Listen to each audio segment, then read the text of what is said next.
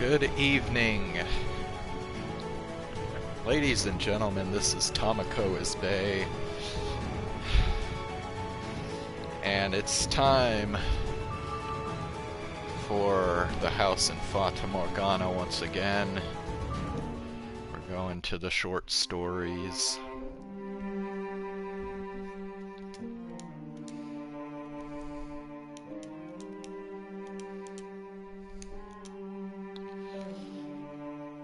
Okay, so,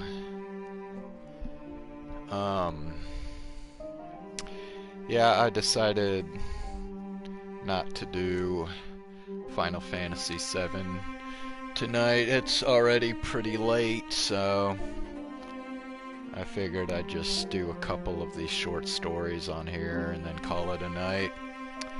I was just thinking, man, when did I first start this visual novel? I think it might have been right at the end of last year. So I mean, I've actually been going through this visual novel for almost a whole year now. Now I did take a break from it after I finished the main story. Probably didn't play it again until at least a couple months later, I think.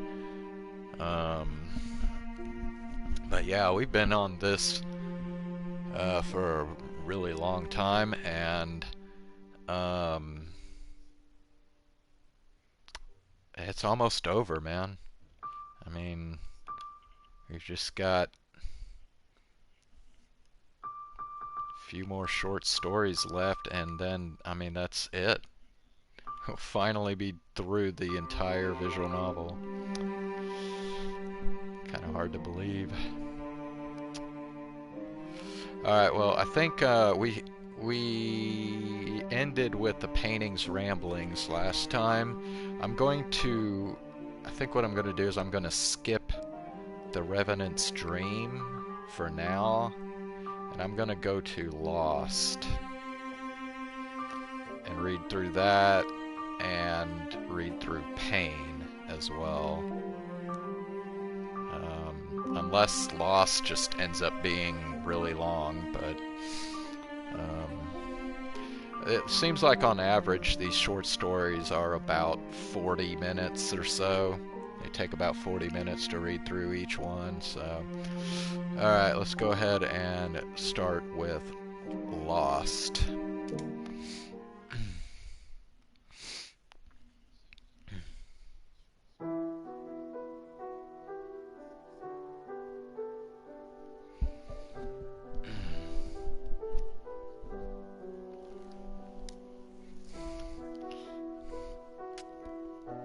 Master, I was wondering if I could ask for some time off.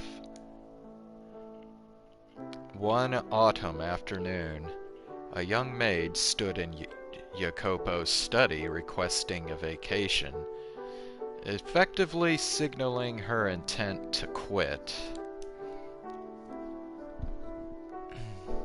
He lit a cigar with practiced motions, took in a deep breath, and then blew the smoke out in a long, slow stream. Again, he thought, making sure not to let it show on his face. "What's your reason?" he asked. "Not satisfied with how you've been treated? I feel we've been quite generous." "Oh no, not at all," she said. "In fact, you have been much better to me than my previous house. I have no complaints about the treatment I have received." "Then why? If I knew you would quit so soon, I never would have hired you in the first place. But you've just started showing some improvement. Now all that time and money's gone to waste." I'm sorry." "I'm asking for a reason, not an apology," he said. his voice a mixture of exhausted, irritated, and scolding that only made the girl recoil further. He let out another heavy sigh. Are kids these days all this soft? Christ, he thought. Another complaint to add to the mountain built up and locked inside. It's because, out with it. You know I don't like it when people aren't straight with me. The young maid looked up at her master apprehensively. His dark brown eyes seemed to pierce straight through her soul, making her feel like she was being squeezed from the inside out. Other maids had told her he was a lot softer than he used to be, but she couldn't imagine that at all. He was a rich, unmarried, testy man in his 30s. Everything about him was terrifying. Okay, wait a sec.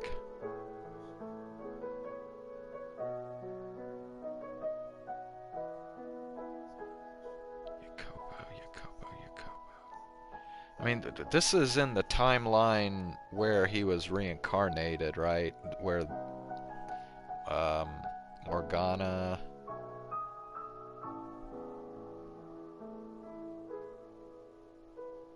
I think made him come to the mansion or whatever.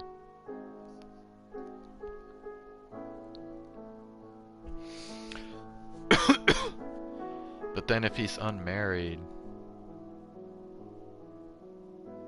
then is this after the white-haired girl? Shit, I can't remember. I don't know what the timeline is here. And despite that, she was willing to face up to him and beg to quit because there was something even worse in the mansion. The head maid scares me. Jacopo raised an eyebrow. He had been expecting her to say he scared her. Did the head maid do something to you? He asked. No, she didn't. Then why? Ash fell from Jacopo's cigar. His irritation levels were rising. The young maid looked up at him, fear in her eyes. Are you not scared of her too, master? Her appearance never changes at all. The past few years, there had been an increase in maids quitting for vague, non-specific reasons, and he finally had his answer. When Jacopo purchased the mansion, he was 22 years old, taking the first step to expanding his family's influence to the new world. Expectations for him were high, and the pressure was almost suffocating, but he was still an optimistic, ambitious young man at the time. He had to do this, and he had to do it right, and it was that determination that allowed him to maintain the softness in his heart beneath the tough businessman demeanor, which was probably what led to him hiring the mysterious maid he found in his newly acquired estate. She was there when he first stepped through the door, calling him master and showing him around the property. Then once she was done, she started working. Jacopo wasn't sure what to make of the woman, but she seemed to know what she was doing, and over time his suspicion slowly transformed into respect. "Where's your master?" he asked. "My previous master passed away," she said with a perfect smile. "As the new owner of this mansion, you are my current master." Assuming that meant the previous owner had just made no arrangements for her to transfer anywhere after he passed, Jacopo decided to let her stay and work as she wished. It was the responsibility of those with power to give work to those without, and he felt some satisfaction in taking her in. And for more than 10 years, she did that work almost flawlessly. And as long as she wasn't causing trouble, he didn't see any reason to pry into personal matters. How long she had been here, why she worked as a maid, or who even she was, he never bothered asking her anything. But now, he was 35, and the maid still looked to be in her early 20s, just as she had the day he arrived.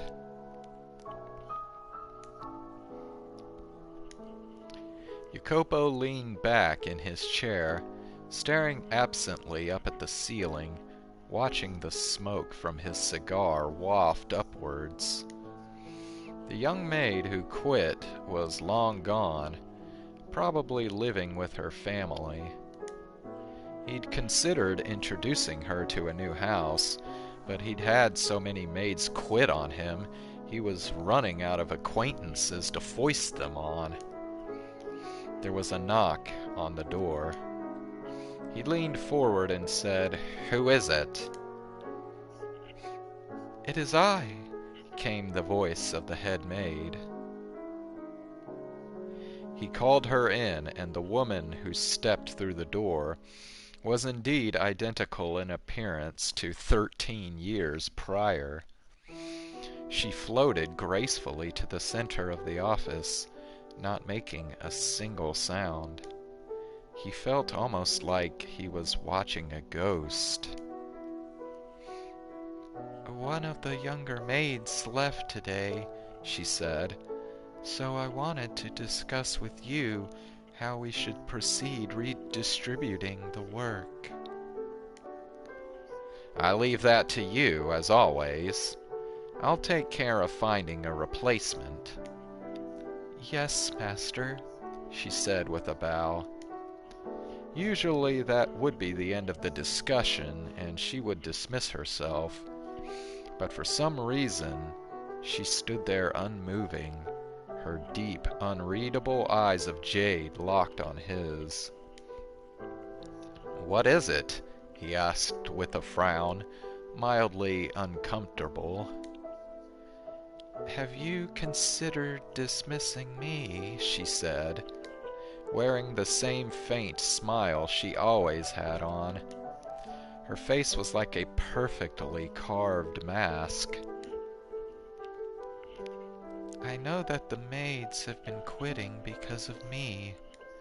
They've seen what I look like, and so rumors have been going around. The young girls are especially impressionable, so they are more likely to believe them."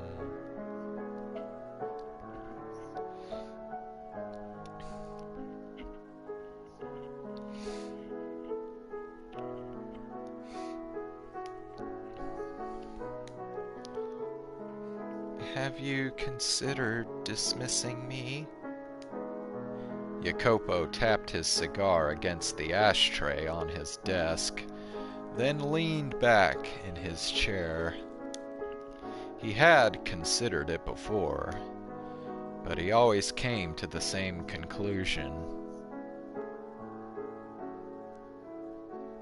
Every other maid could quit, and it wouldn't slow down work as much as losing you. "Oh my, you think quite highly of me." "I know a capable worker when I see one, and you're more than capable. Hell, sometimes I wonder if you've been doing this job for hundreds of years." My, she said, her smile widening. "You jest. If I had been a maid for hundreds of years, that would make me a ghost. Well, aren't you? He almost said. 5 or 6 years ago, he might have been able to chalk it up to good makeup, but 13 years wasn't something you could just hide like that.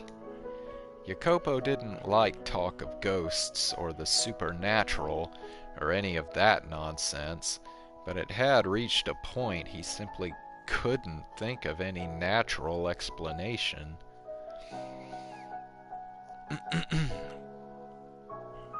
Why don't we have a little chat? I'd like to get to know a little about you. Her eyes went wide at his proposition. It had been a while since he'd seen her make a face other than that pristine smile, but even her surprise seemed artificial. With her, only the most restrained of emotions came across as genuine. Is it going to rain tomorrow, Master? You have never shown an interest in me before. Indeed, you might want to set your overcoat out. Now, what was it you wished to know? What are you? He asked, not dancing around the question. The head maid gave a little giggle in response. I am but a mere maid, Master. Yeah, that's about what I figured you'd say. Next, who was your previous master? He was a very precarious man, drifting between man and beast. What the hell's that supposed to mean? Doesn't sound like a very good master to me. Did he even pay you? No, sir. The house was in shambles at the time. He let out another long stream of smoke. What on earth was she speaking of?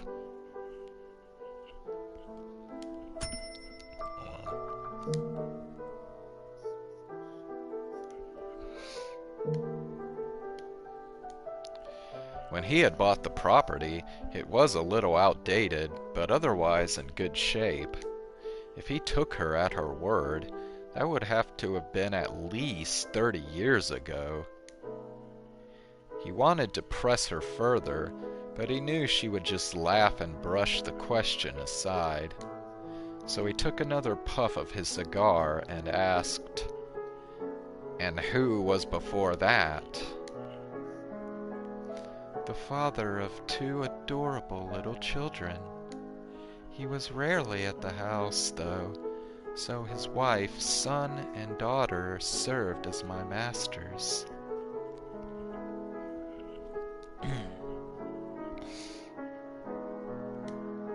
They were a noble family, and they treated me quite well. Humph. I didn't know nobility had lived here. My, you believe me, Master? Oh, so you realize it sounds ridiculous, do you? I understand that it may seem somewhat unbelievable to you, yes. Well, I'm not completely taking you at your word, that's for sure.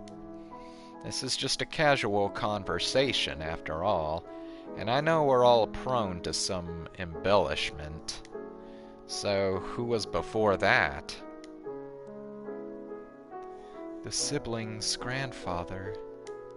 He was the man who taught me how to be an abigail. I mean, a maid. He loved roses, and I would often go out and admire the flowers with him. Jacopo twitched at the word rose, a reminder of a great mistake he'd made years ago. He snuck a glance at the window, closed his eyes, and whispered, I see.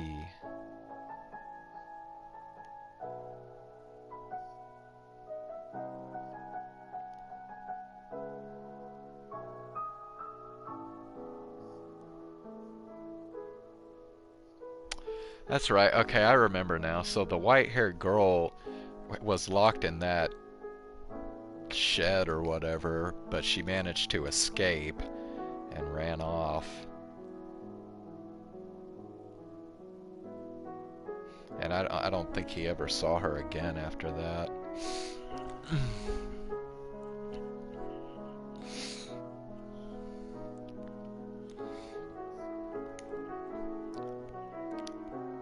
Alright, he continued.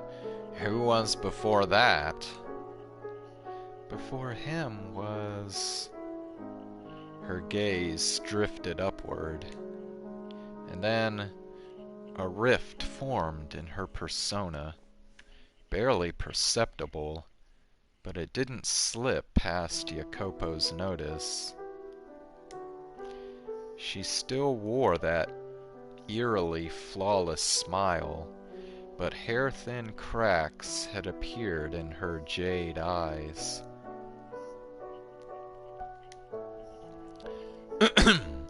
Allowing a carefully hidden murkiness to seep to the surface. For a split second, she seemed to be wearied to her core, looking out toward a faraway land she could never reach. And then it was gone just as quickly. Before him was my dearly beloved, whose return I am still awaiting. For that reason, I hesitate to call them my master. I am terribly excited for their eventual return, though. Sounds complicated, he said. I won't pry any further. She gave a wide smile. It was best to just leave it at that, he thought. They weren't friends. She was a maid and he was her master. Next question. And I don't know how I never asked you this before, Jacopo said, letting it hang in the air for a second. What is your name? Saying it out loud only emphasized how ridiculous a question it was. He'd had this woman in his hire for 13 years without so much as knowing her name. With every other maid, he knew their name, age, family history, and more before they even signed the contract. But her, he never had a contract for her in the first place, which was unthinkable for a man who didn't even allow himself to make the smallest of mistakes. He had no idea how he could have let this happen. The only explanation he could think of was some unnatural power diverting his attention from it. My, you can simply call me the head maid, as you have all these years. I'm the master of the house, and I'm telling you to tell me your name, he said in his unflinching business voice. To which she gave him the same smile as ever. And then, when she offered him the name she believed to be her own, the air in the room seemed to crack.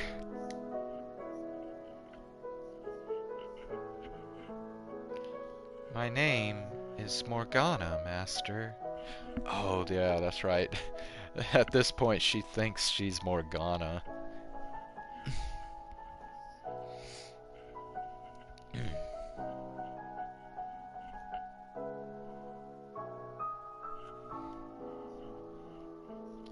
Jacopo's eyes went wide. While he wasn't as prone to shouting now as he had been in his emotionally troubled 20s, that was enough to push him over the edge. No, it's not, he yelled, unsure why he was so certain. There was another crack in the air between them. He lurched out of his chair, the force sending it toppling to the floor. She, meanwhile, looked only mildly surprised.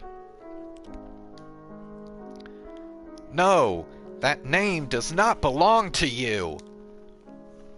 Oh my, then to whom does it belong? She giggled. Every second he spent in the presence of that stony smile felt like a knife to the heart.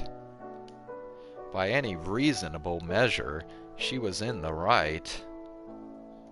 He had no place to deny someone else their name, but deep down, he just couldn't accept that name as belonging to the head maid. Master, your hand.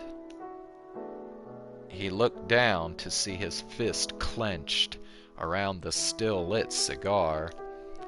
The faint smell of burnt flesh rose up from it, though he didn't even feel the heat. Jacopo threw the crushed cigar to the ground. He had no idea why hearing a single name had sent him into such a frenzy, and not having an explanation only agitated him further. I think that's quite enough conversation for one day. Please.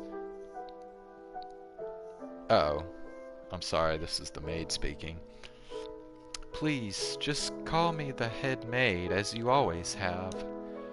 Now do excuse me, master, she said, and Jacopo could only watch in silence as she drifted out of his office. Jacopo's wife's bedroom was on the second floor next to his own. Specifically, the room she had used in the early days of their marriage. In response to information shared with him by a good friend, which he trusted blindly, he had moved her to the first floor. And then, still unable to trust her, he had relocated her to an entirely separate building on the property. Her room on the second floor had remained untouched since her disappearance.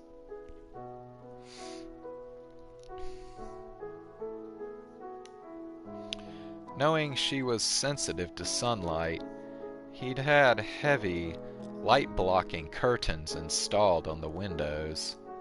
And then, so the room didn't feel too gloomy, he'd had it furnished with white fabrics and light wooden furniture. And it was all still there. He included the room in the maid's daily cleaning duties, but many of them considered it a waste of time, so occasionally it would be neglected. In the past, he would have yelled at them for that, but now he just gave them stern reminders to do all their assigned work. Which worked, though he couldn't tell they weren't pleased.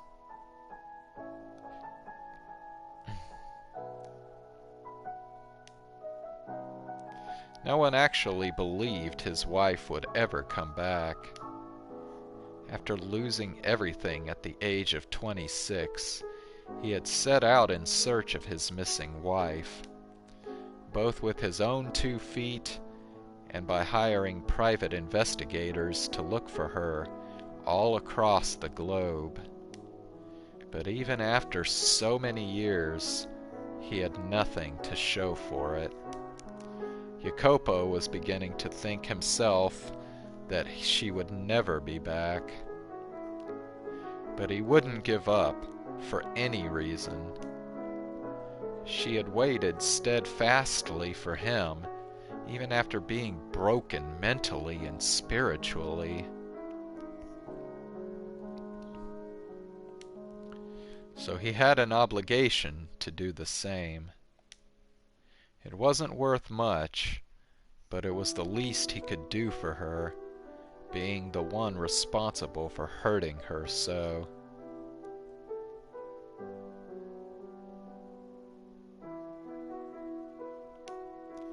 He wished to have just one last chance to see her again and atone for all the damage he had done.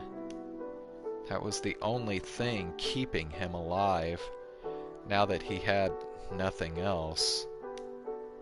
He stood quietly in his wife's bedroom. On the desk sat her, oh god, I forgot about this thing, phenakistoscope, yellowed over the years. He could still see her calling it her phenacus wheel, with a gentle smile on her face.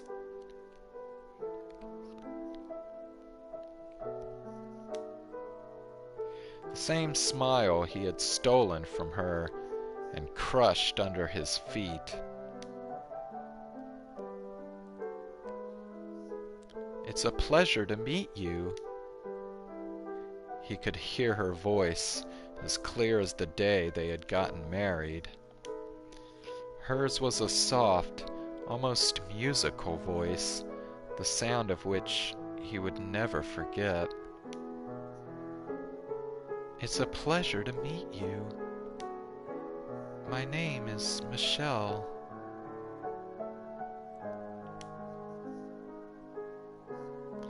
They first met on the day of their wedding in the waiting room. She was wearing a veil at the time, so it wasn't until they made their vows that he saw the brilliantly affectionate smile on her face. A perfect match for her name, he thought, which came from the Archangel Michael. There was no one for whom an angel's name was more appropriate. But now the pieces had come loose with the headmaid's earth-shaking proclamation.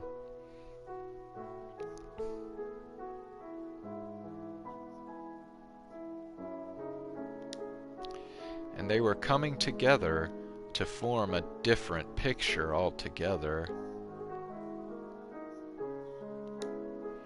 On the day Jacopo met his wife, somewhere deep down, he felt as though he had known her some time long, long ago. And this is true because remember, Michelle, or the white-haired girl, was actually split off from the witch Morgana, so it's like one side of Morgana.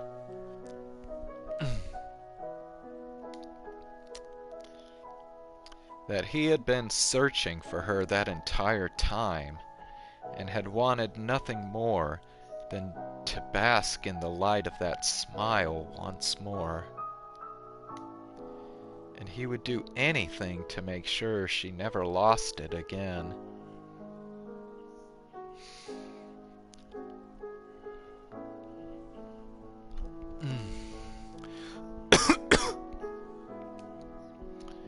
He saw a vision of a forlorn graveyard he had never seen before.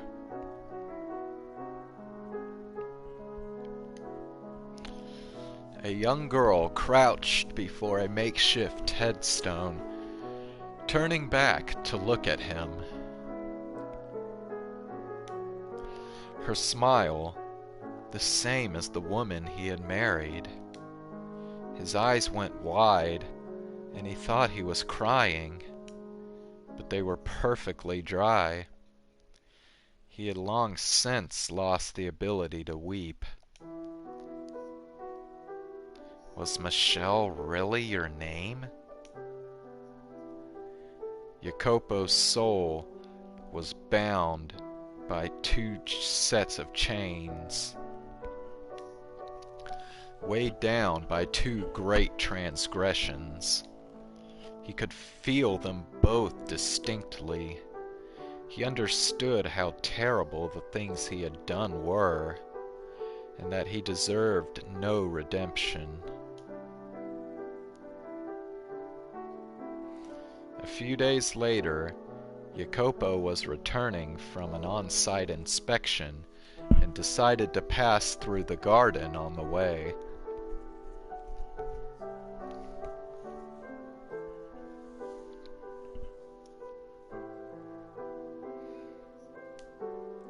A woman with long black hair crouched before a small flower bed, practically blending into the night. Hearing her master's footsteps, she stood up, brushed the dirt off her skirt, and gave him an ever-flawless smile. "Good evening, master. What brings you to the garden this evening?" "I was looking for you," he said. "Oh my. You have not been yourself lately, sir. Is it love? Because I am afraid my heart already belongs to someone else." "That's not funny. My heart's already taken too, and not by you." She giggled impishly. "You are quite right, master. You would never tell the object of your affection I was looking for you." "Hey, that's your boss you're talking to."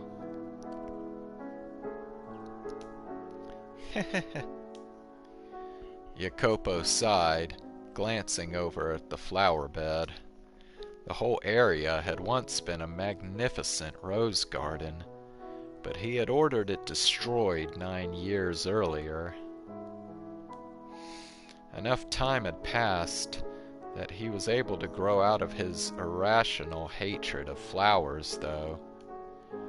And so it was the head maid's efforts that had brought it back to life, though on a smaller scale for the time being.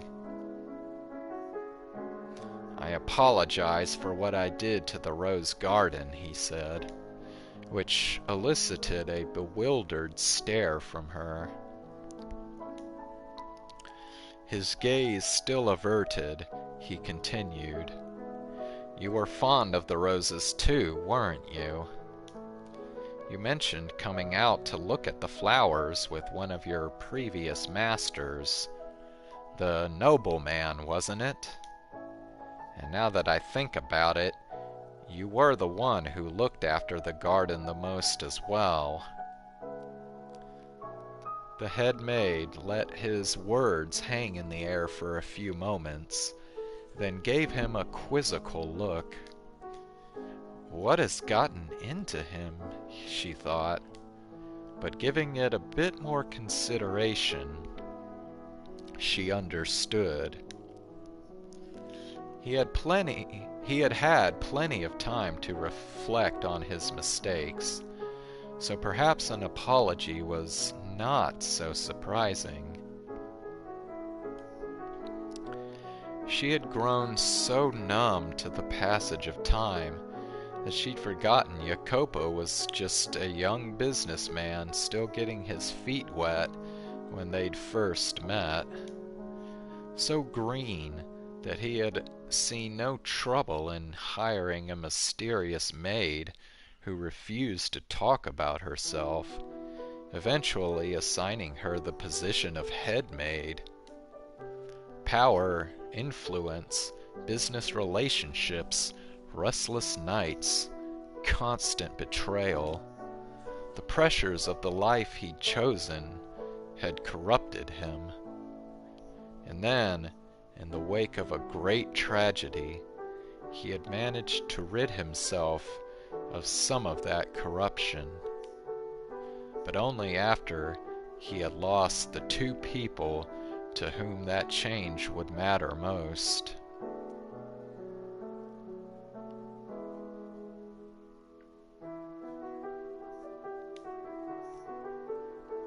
"You need not apologize to me for anything," she said.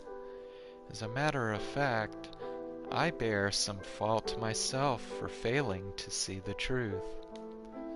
I could have stopped you, Master, and I could have prevented the destruction of the Rose Garden too." "You're just a maid," he said.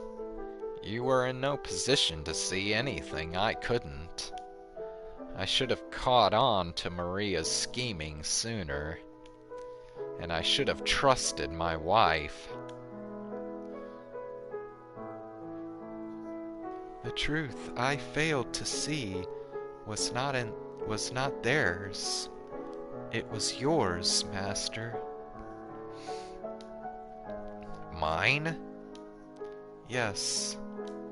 I failed to see the kindness and love in your heart."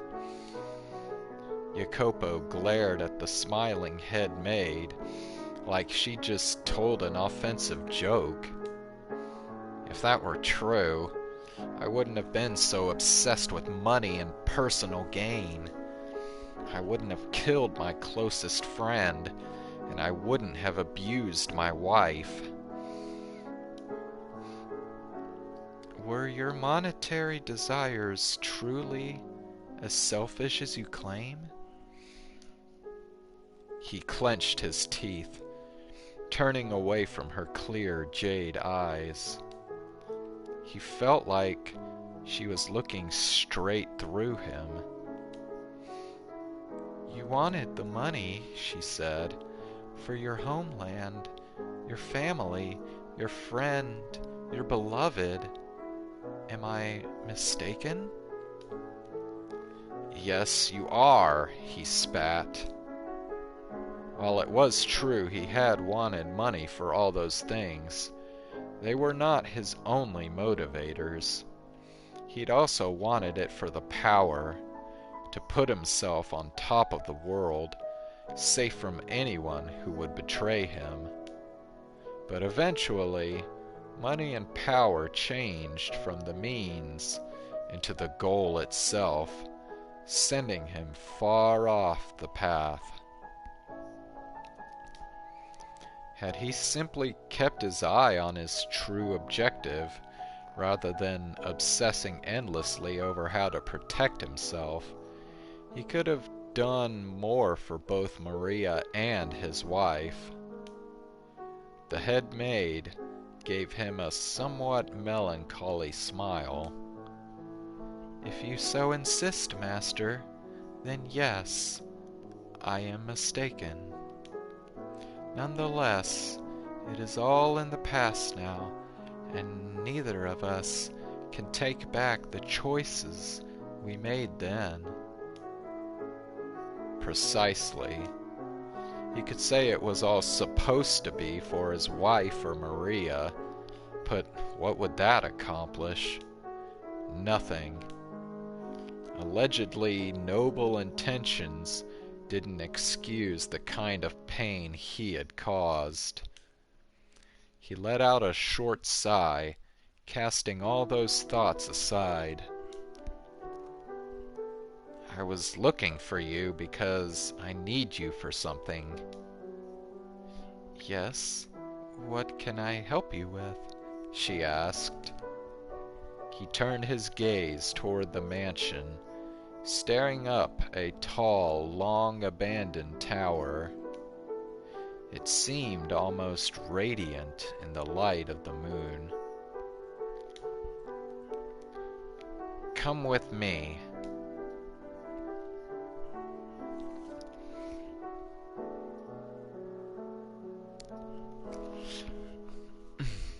When Jacopo purchased the mansion, it had already gone through repairs to bring it up to a habitable condition. There was just one area that remained conspicuously in disrepair. Initially, he was planning to have the strange, decrepit tower demolished. There was no point in having it repaired, only to sit unused, so he wanted to replace it with something actually useful, like a storeroom. But for some reason, which he still didn't understand, he could never bring himself to destroy the tower. The entrance to the tower was at the back of what he called the Second Great Hall, a mostly unused hall near the back of the property. There were rumors among the maids about strange sounds and ghosts and blood dripping from the ceiling, going as far back as when Maria was still alive. But back then, he recalled telling her it was all nonsense, and that he had no interest in you women's little ghost stories. But the truth was, something did seem off about the hall. Not in a frightening or unsettling way, though. Being smothered with guilt, so he avoided going to the Second Great Hall as much as possible. He hadn't even had lights installed in the hall, so stepping through the door felt like entering an entirely isolated realm of darkness.